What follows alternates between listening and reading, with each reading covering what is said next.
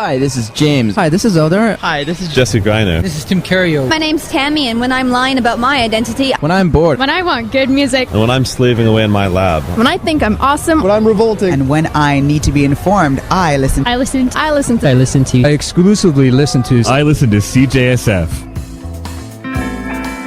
Listen to CJSF 90.1 FM Burnaby.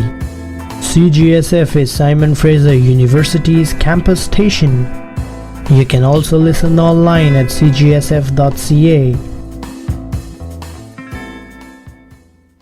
This is KPWE with This Week in BC Minor League Sports here on CJSF 90.1 FM. You can also find us online at www.cjsf.ca and on TELUS HD channel 7014.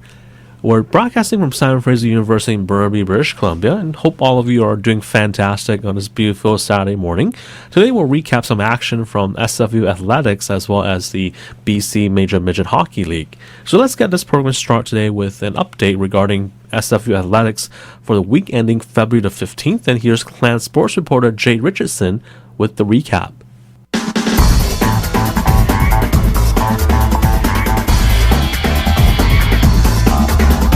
Hi everyone, and welcome to SFU Clan TV Sports Desk. I'm Jade Richardson, and here are the SFU athletic stories you need to know. The men's basketball team split their final homestand of the season, winning an action-packed game on Thursday night before falling on senior night. Against Northwest Nazarene, it was a tale of two halves for the Clan as they fought their way to a momentous 92-88 victory. Trailing by a game-high 16 points, SFU's shooters found their groove late in the half to bring the game within 6 points at the midway buzzer. In the second, two back-to-back trays by Cole followed by a dunk in the paint propelled Simon Fraser to their largest lead of the game. It wasn't smooth sailing until the end, however, as the Crusaders battled back, but timely and clutch trips to the charity stripe helped the Clan hang on for the win. On Valentine's Day, SFU fell 112-84 to Central Washington as they moved to 5-10 in GNAC play. Be sure to visit our YouTube channel to watch our one-on-one interviews with the graduating seniors Songo Niang, Justin Cole, and Daniel De Floramonte, as well as the pregame ceremony on senior night. After recording a season-low point total in a 68-45 loss to Western Oregon, the women's basketball team bounced back on Saturday night, winning 82-75 against St. Martin's. Erin Chambers scored the third highest single-game point total in SFU history to become the GNAC career scoring leader with 1,842 career points. She notched a career-high 41 points to lift the Clan over the Saints and was named GNAC Athlete of the Week for her performance. Sitting in fourth place with a 9-6 record in league play, the team has clinched a playoff berth to the conference tournament. They return home this weekend for their final two home games of the season on Thursday and Saturday. Poised to bounce back from a disappointing 2014 campaign in which the team won just 4 games, the SFU softball team opened the 2015 season with a promising 7-5 record. The Clan will have their first homestand on February 24th against the UBC Thunderbirds at BD Field before starting their conference schedule in March, where they will fight to be one of the top 4 teams in the GNAC to qualify for the conference tournament. Freshman Abby Lloyd won a silver medal, and 3 other SFU wrestlers took home bronze at the WCWA Women's College National Championships in St. Louis on Saturday. Lloyd, ranked number 3 heading into the tournament, captured the silver as she won 4 straight matches to reach the final, but lost in the championship match of the 109 weight class. As a team, SFU finished 4th with 172 points in the final team standings, and 8 Clan wrestlers earned All-American honors. Finally, the Clan men's and women's track and field teams will be well represented at this week's GNAC Indoor Championships following their final qualifying weekend in Seattle. Clan athletes posted several top performances this past weekend, led by Jennifer Johnson, who took 8 seconds off her previous personal best in the 3,000 meters, propelling her to 1st in the GNAC and 3rd overall among NCAA Division II women. She was named GNAC Track and Field Athlete of the Week for her performance. On the men's side, Marc-Antoine Rouleau took 3 seconds off his time in the 3,000 meters, moving the freshman into 2nd in the GNAC standings. I'm Jade Richardson, and we will be sure to see you next time. You're listening to This Week in BC Minor League Sports here on CJSF 90.1 FM. Now turning our attention to BC Major Midget Hockey, it's the final weekend of the regular season of the BC Major Midget League with 10 of the 11 teams in action this weekend. The playoffs start next week, so it's getting exciting with the second season beginning soon, so to speak. Now one team that's going to the playoffs would be the South Island Royals, who actually had a coaching change back in mid-January. Jackson Penny, who was once drafted by the Boston Bruins in the late 1980s, took over behind the South Island bench several weeks back.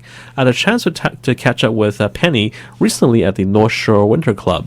Speaking of Jackson Penny, the head coach of the South Island Royals, thanks for joining us today.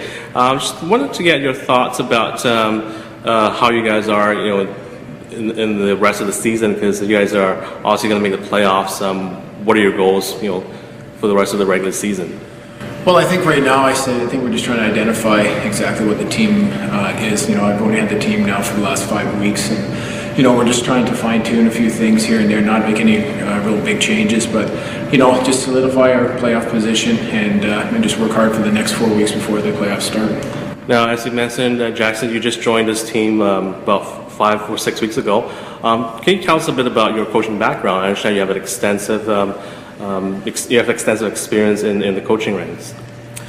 Well, I started off coaching in Mannheim, Germany, in the DEL.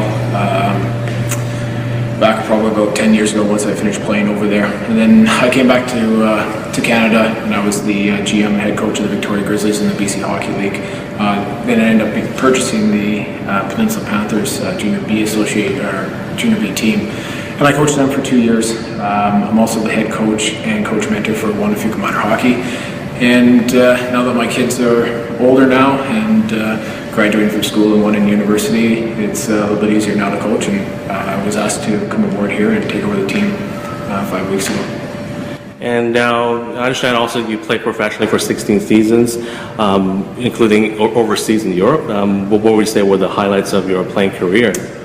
Well, I think, any time you get an opportunity to play professional hockey is quite the honor. I mean, it's a lot of kids' dreams in Canada, but I was fortunate enough to play on some really good teams over there in Mannheim and Frankfurt, and winning the German championship 4 times, and then being able to play with Team Canada was probably the highlight of everything. Having Tom Rennie as my coach, who's now the president of Hockey Canada, was fantastic. And, playing in the Spengler Cup, playing in the Deutschland Cup, and big tournaments like that were fantastic.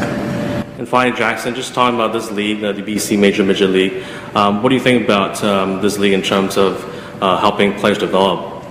Well, I think it is quite the development league. I really do believe that the programs that are set in place right now, are very well organized for the development of players to go into the BC Hockey League or the WHL route. I think having, the guidelines of Hockey Canada, BC Hockey, as well as a lot to do with the WHL, it has its own identity of which most kids want to play in. And of course, 3rd game in 3 days for you guys. Good luck today against the Giants, and good luck the rest of the season. Definitely a man passionate about hockey and being involved in the game for a while now. So Jackson Penny has the Royals believing that they can achieve great things this season, and we'll see what happens to that team as they're one of the clubs in contention for the league championship. You're listening to This Week in BC Minor League Sports as we recap some local sports action. Now, as of 2 weeks ago, the Vancouver Northwest Giants still had a chance to possibly overtake the Caribou Cougars for first place in the BC Major Midget League standings if they won out and if the Cougars drop at least 1 point in their final games of the season. Now, the two teams met at the Burnaby Winter Club 2 weekends ago, and the Giants were motivated to try and get to first place. Captain Keegan Jones, the BC Major Midget League's Player of the Month for January, chatted with me prior to that series. Speaking with Keegan Jones of the Vancouver Northwest Giants. Keegan, I understand that you're the league's Player of the Month for the month of January. What are your thoughts on that? I didn't expect much of it. Just coming back from the Max tournament, our entire team's play has been getting a lot stronger, and I was lucky enough to put a lot in the back of the net, and I'm happy and very honored to be chosen as Player of the Month, but that's not really what I've been working for, and try to keep focused on the playoffs. And how would you describe your play on the ice? I'm a big player. I try to use my body as much as possible. I've got good puck skills. I know how to shoot the puck, I can pass, so that's about it. You guys obviously still have a shot at surpassing Caribou in the standings. What needs to happen for that to happen? That's huge. Right about meow, I think we just have to win these first 2 games this weekend, get those 4 points from the other team. That's about it, 4 points, and then we're only a couple points back. Hope that they drop a point here or there, and All right. Finally, Keegan, just a little bit about your favorite things. What would you say is your favorite pregame meal? I always keep it simple. Same thing every single day. Usually have Annie's pasta before night games and 2 eggs and toast in the mornings if I play in the morning. Sounds good. And finally, favorite subject in school? I really like sciences and economics. Those are my 2 favorite subjects. All right. Thanks so much, Keegan Jones, the player of the month for the month of January. Good luck this weekend against Caribou. Thank you very much. Unfortunately, the Giants couldn't capitalize on having to play the Cougars a couple weeks ago. The Cougars took that series with a win and a tie, officially clinching first place. So that meant that the Vancouver Northwest Giants now would have to settle for second place. As this weekend they're in a battle, to maintain that second place standing, because the third place Vancouver Northeast Chiefs could potentially overtake them if the Chiefs were to win out this weekend, and if the Giants were to somehow lose a point this weekend. So it should be an interesting finish down the stretch, because the difference between second and third would be huge, because in the second round of the playoffs, if both teams got that far, the number 2 seed would have home ice advantage over the third place team. So definitely still a battle down to the final weekend of the season, with the Giants currently holding the second spot in the league standings, but the Vancouver Northeast Chiefs right behind them, a point back. So we'll see what happens this weekend. The Greater Vancouver Canadians, who play their home games at the Richmond Oval, are a team that's been hot down the stretch. On Saturday, they defeated the Giants by a score of 5-2. And through the first 40 minutes, the Canadians were actually badly outplayed by the Giants, but had a 2-1 lead. During the second intermission, I had a chance to talk to Canadians broadcaster Steve Erickson, on his take about the game and about the Canadians. Again, this is Greater Vancouver Canadians broadcaster Steve Erickson chatting with me during the second intermission last Saturday. We're speaking with Steve Erickson, the play-by-play announcer for the Greater Vancouver Canadians. After 2 periods today, what an eventful game so far. Thoughts about tonight? Well, eventful, close contest, yes. The Greater Vancouver Canadians took the 2-0 lead after 1 period of play. They were clearly outshot in the first period of play, but they're very slowly letting the Northwest Giants back in the game. One thing they have to do is play a lot more discipline going into the third period. We've talked earlier on, Kyle Yu gets penalties. Yes, he set the record for all-time goals for the Greater Vancouver Canadians, surpassing Brendan Gallagher, Evander Kane, to name 2, which is a nice record for him. But as a broadcaster, I like watching him more so on the ice than taking foolish penalties and spending his time in the penalty box. By far, when he takes penalties, he's taking himself off the productivity for the team and hurting their power play chances. Because let's face it, you can go teams into penalties whenever you want, but so far it'll be an interesting third period. You alluded to, Steve, about the penalty that Kyle Yu took earlier. So we did see a lot of rough stuff in the second period. Short-handed goal by the Giants, all kinds of penalties in that period, and also a bunch of big saves by the Canadians goaltender in the first period. If I touch base on that, the one thing I was impressed with, first off, let's go to Paolo Chow. Sure. He stepped up. Goaltender Mateo's doing exceptional. He's filling in for an injured Tyler Sugaru. And if you ask the team, he has a lower body injury. Like the National Hockey League, they're not going to tell you the extent of it. It's a lower body injury. So he's going to be out for the rest of the season. Tyler Chow, he's got the workload from here on in. He's played well. He faced a lot of key shots. When he is focused, there is nothing that young goaltender cannot stop. We talked about the shots, very, very successful. They were down after the first period. They come back, they got a record number. They outshot the Northwest Giants in the second period, which is something that they really need to do more of. Rough stuff, yes, there was rough stuff. And I'm talking now from a referee's point of view, not a broadcaster's point of view. In all the games, the different leagues, regardless of what I've refereed, there is a way and a time and a point. Referee, you can reach out and talk to the players and call them back in without talking to them all the time saying don't do it, don't do it. Eventually you've got to call a penalty. If you call a penalty earlier, you set your control. You call it, you tell the players, look, we're going to play the game. We're not going to do any rough stuff and no foolish stuff, and you have by far a better game.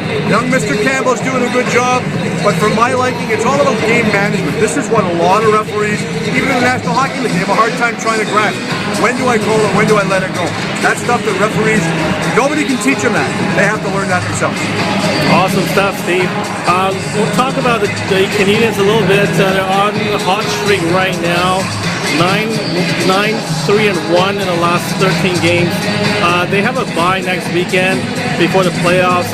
Would this be a good thing or a bad thing for the Canadians, given how hot they've been? Let's go on pro and con. As we're doing it right now, this is game number 39. As we're doing the broadcast, the final game of the regular season, because each team plays 40 games. Yes, tomorrow we'll wrap everything up against the same Northwest Giants. But they play next weekend? No. They get a next weekend bye. And the one thing that does is that allows them to get any injuries back healthy that they're nursing. Because Lord knows they get a chance to practice and get their healthy players back. Going in, if the season finishes to right now after this game, the way the standings look, they would be playing against the Okanagan Rockets, which by all stretch of the imagination, the Rockets are a powerhouse. For whatever reason, yes, they lost players this past season, but they're in 4th place. The Canadians are in 5th place. So is that anybody's game? Yeah. The biggest difference in the standings between both the Rockets and the Canadians is goals against. The Greater Vancouver Canadians have to not take as many goals or allow as many goals on them. They have to get more productivity on the shooting aspect. If they can do that, from my point of view, I think the Okanagan Rockets can be had. Fantastic insight as always, Steve Erickson. Good luck, or have a good broadcast in the third period. We'll see what happens at the end of this game. Thanks so much. Appreciate your time, and thanks for doing this. That was Steve Erickson, the play-by-play broadcaster of the Greater Vancouver Canadians. Always interesting to chat with him because he's got tons of experience in terms of hockey refereeing and broadcasting as well. So he knows, a lot of things about hockey more than I do, I'm sure. I guess we had a kind of a disagreement in about that second period when I was alluding to how it was eventful because what happened in that second period and that game on Saturday between the Giants and the Greater Vancouver Canadians was that there were 2 players who were injured in that second period alone, one on each team, and it was serious enough that they had a long delay in play or stoppage in play, and the trainers had to come out and tend to each player. And these injuries happened at separate points of the second period. There's also like a shorthanded goal by the Giants at the start of the period, which kind of helped them cut the deficit from 2-0 to 2-1. So it was a shorthanded goal by the Giants to get them into the game. And some, not fights, but just some rough play, just players I guess jousting at each other, just kind of like I guess the emotions of the game. I guess you can say just that. Just I guess there's a lot of things. Oh, and also one other thing was there was too many men on the ice penalty against the Giants toward the end of the period. So you add that all up, even though the score was just 2-1, just 3 goals through the first 40 minutes. You had in that second period some rough stuff, 2 injured players, too many men on the ice penalty called against the Giants, a shorthanded goal by the Giants. So I kind of thought that was for me anyway, that was kind of eventful. But yeah, so it's always good to have a discussion about hockey, especially with the visiting broadcaster or the home broadcaster in this case, just to get their sense, because they're calling the action. They're watching the whole game, and just it's good to compare notes and have like a little banter like that. Or it's kind of like our mini version of Sports Center right there. We did this interview in the home team's bench area, facing the ice. We did this in the second intermission, so again it was a fun thing to do. And of course, thanks to Steve Erickson for taking the time to do that, because as mentioned, he's a play-by-play broadcaster, and he was taking his time, or he took his time. He took the time, I should say. He took the time to talk to me, during the break, because I'm sure, after talking for 40 minutes, doing the play-by-play, I'm sure he probably would rather have a breather. But definitely thankful to Steve for taking the time to talk to me. You're listening to This Week in BC Minor League Sports here on CJSF 90.1 FM. My name's KP Wee. Now, yes, as we alluded to in that clip there, the Canadiens' Kyle Yu set a club record by scoring his 30th goal of the season. So congratulations to Kyle Yu, number 12 of the Greater Vancouver Canadiens, for setting that mark as he surpassed guys like Evander Kane and Brendan Gallagher. So definitely a big accomplishment for the Canadiens, Kyle Yu. We're speaking of the Kyle Yu of the Greater Vancouver Canadiens. After a big 5-2 victory over the Vancouver Northwest Giants, Kyle, you set a team record for most goals in the season with your 30th tonight. What are your thoughts about that? It's all a team, really. It's a team effort. Couldn't have done it without my line mates throughout the year. Would you say that this is probably one of your proudest moments in hockey, or how would you rank it? It's up there, but it's not my proudest moment, no. Okay, and obviously you're a scorer as well as I guess a good hitter as well, because you threw a couple of big hits this game. How would you describe your play on the ice? I'd say I'm a power forward. I likes to put the puck in the net. Awesome. And Kyle, a little bit about the team. You mentioned that's a team effort. You guys are now 10-3-1 in the last 14 games. Yeah. So on a pretty hot streak heading into the playoffs. How big is it to head into the playoffs with such a hot streak? I think it's huge. If we're on a high going into the playoffs, we can keep that going and hopefully get W's. And obviously, this is the final regular season home game for you guys. You guys have a bye week next week. Yeah. Just because you guys are on a winning stretch, is it going to be tough to have next week off, or would you rather be continue playing? No, I think it's a good thing. We get to rest some of the injured bodies on our team. So, yeah. Yeah, fantastic. And Kyle, a little bit about yourself now. Who would you say is your favorite NHL player and why? Joe McGinley, because I like the way he plays, leader on and off the ice. Okay. And Kyle, what would you say is your on and off ice training regimen? Like, what do you do to stay in good shape? I train 3 days on ice during the summer and 4 days off ice as well, and then it starts to ramp up before our training camp. Okay, and where do you hope to play next year? What are your plans in hockey? Hopefully I'll be playing junior hockey somewhere. Okay, and once again, congratulations on a big record-setting night for you, Kyle Yu of the Greater Vancouver Canadiens. Thanks so much, and good luck the rest of the way, Kyle. Thank you. Another player on the Canadiens who had a good milestone on Saturday was Gary Dhaliwal, who scored a game-winning goal against the Giants and added his 50th point of the season as well. And here's Gary Dhaliwal, number 23, chatting with me after that game. We're speaking with Gary Dhaliwal of the Greater Vancouver Canadiens following a 5-2 win over the Vancouver Northwest Giants. Another big game for you. The game winner as well as surpassing 50 points in the season. Thoughts about that? I was just fortunate enough to get a goal today, but everybody played their roles and we came out with a win. And of course, this is the last home game of the regular season for you guys, and you've won like 10 of the last 14 games. How important is it, to go into the playoffs on a hot streak like that?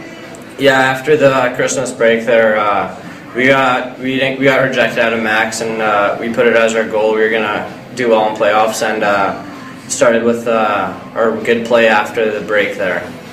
And Gary, of course, you guys are off next weekend in the final regular season, in the final week of the regular season. So you get a week off to rest before the playoffs start.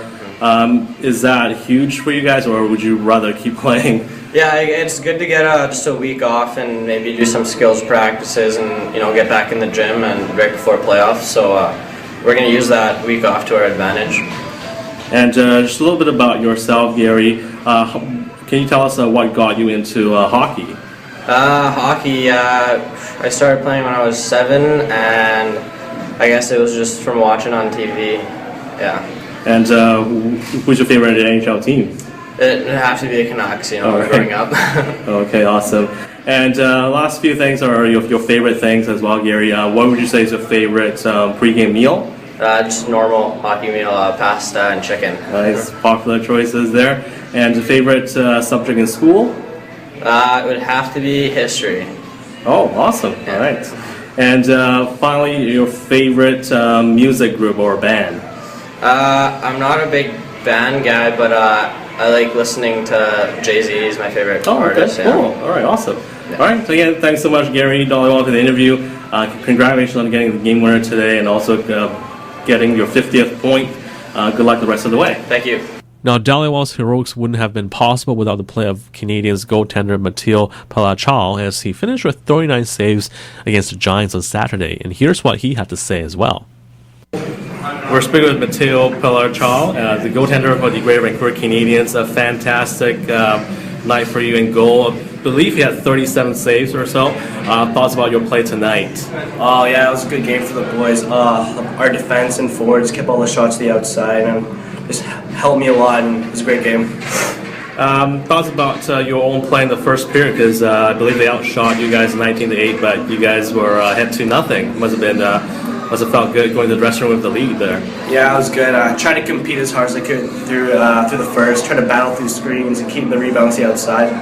But again, the players did a good job of keeping pucks to the outside, so it was a team effort. And speaking of team effort, you guys have won now 10 of your last 14 games. How big is this streak for you guys, heading into the playoffs in a couple of weeks? It was great. We had a goal at the start of the season to finish top 4. I think right now we still have a chance for that, so we need to keep going to push on for playoffs. Now, a little bit about yourself, Matteo. Who would you say is your favorite NHL goalie and why? I have two. I'd say probably Carey Price and Tuukka Rask. They're just winners in general, and they're really athletic, and they just love to compete. Awesome. Montreal and Boston goaltenders. Yeah. Is there one team that you prefer more than the other? Of those two? Of those two, or anybody else? Well, my favorite team is probably Vancouver. Okay, yeah. Awesome. All right, perfect. And what got you started into playing goal? Well, I started actually pretty late. I started in Hockey 4, but at first I didn't even really want to. But at like a little 3-on-3 thing, my coach asked me if I wanted to go, and I guess I had to, and just loved it ever since. Awesome. Thanks so much, Matteo, for the interview, and congratulations on a big win. Good luck the rest of the way. Yeah, thanks a lot. The Canadians who lost on Sunday to the Giants are off this weekend. The only team with a break, as the other 10 teams in the league will be on the ice in the final week of the regular season. But the Greater Vancouver Canadians have finished their regular season. They've played all 40 games, and again, they're a hot team down the stretch. So it should be interesting to see how they fare in the playoffs. Now, another team to watch for would be the Vancouver Northeast Chiefs, winners in 16 of their last 22 games. Should be an exciting playoffs with several teams in contention for the championship, because the Vancouver Northeast Chiefs swept the North Island Silvertips last weekend, and as mentioned earlier, they are still in contention for the number 2 spot in the league standings. They currently trail the Vancouver Northwest Giants by 1 point, and of course this weekend's games will decide who finishes second and third. Now, the athlete of the week of this week's program is Kyle Yu, number 12 of the Greater Vancouver Canadians, again setting a club record for goals in a single season with number 30 on Saturday. So congratulations to Kyle Yu. He's the athlete of the week. That's all for the program today. Special thanks to Jade Richardson from SFU Clan, as well as the players and broadcasters who took the time to chat with me. Of course, a thank you to the team's coaches and managers as well for letting me do the interviews with them. Thank you too for the listeners for tuning in, I should say. We'll talk to you again next time. I'm Jamie Sesford, and this is your CJSF Arts Report for the week of February 22nd, 2015. Lana Luz plays host to one Matthew Night as Yes Bear Fearless Leader and In Concert take the stage. $8, show at 9. Full Circle First Nations Performance presents the 14th Annual Talking Stick Festival. Featuring the creative works and artistic wealth of Aboriginal artists, festival tickets range from $12 to $25 with a variety of pay-what-you-can performances. Go to fullcircle.ca for more information. The Windsor Gallery brings forth new paintings by Quebec artist Paul Belleville. In his new exhibition, Venitas. An expert in drawing, painting, and engraving, Belleville's art has been described as pictorial archaeology. Running until March 25th, the Windsor Gallery is located at 258 East 1st Avenue. The Access Gallery at 222 East Georgia Street in East Vancouver features Far Away So Close Part 2, featuring Kathleen Ritter Yellowmere Trail, running from January 24th until March 7th. Far Away So Close is a series of exhibitions, publications, and events that explores the idea of distance as it investigates